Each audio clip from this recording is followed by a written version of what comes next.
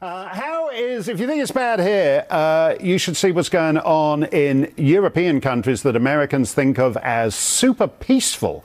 A new story in Politico says that grenade attacks have become a part of daily life in Sweden. Rape and sexual harassment are surging. Hundreds of residents tramped off to join ISIS. And last year in Stockholm, a Muslim extremist murdered 5 people by ploughing his stolen truck into the city's iconic department store. Katie Hopkins is a columnist with Rebel Media.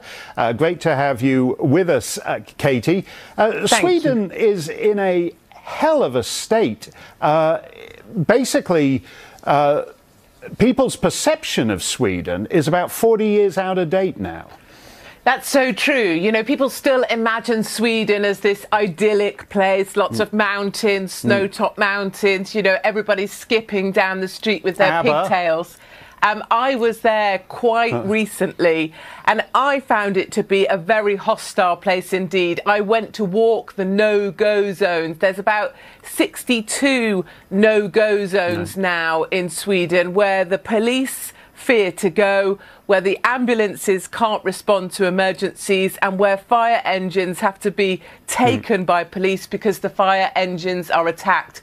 So really the gangs are establishing themselves, they're keeping the police out, and hand grenades, which you can buy for as little as $30, are being used as a kind of warning device for each gang to keep those people out. Now, you mentioned those no-go zones. Every time we mention these on Fox, the governments in Europe indignantly deny they exist. So we should say they're unofficial no-go zones.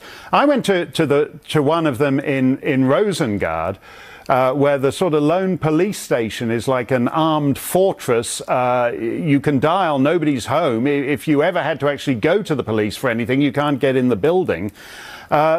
Sweden has undergone it was basically an ethnically homogenous society in which Swedes are predicted to become a minority in their own country by 2050. That's an extraordinary demographic transformation. They took, you know, there's a population of about 10 million Swedes, and they are, you know, irritatingly enough, Swedish people are exceptionally good looking, and that really annoys me.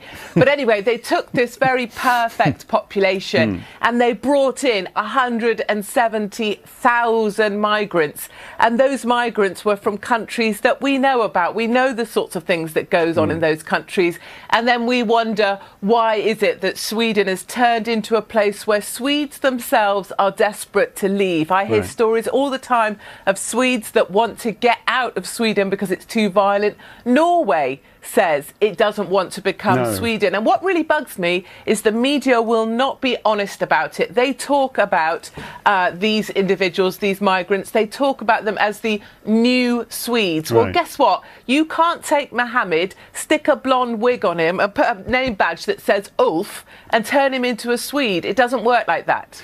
No, it's interesting, and it's particularly hard on the women. I mean, I talked to a young lady in Östersund and some girls who'd been sexually assaulted at a pop concert.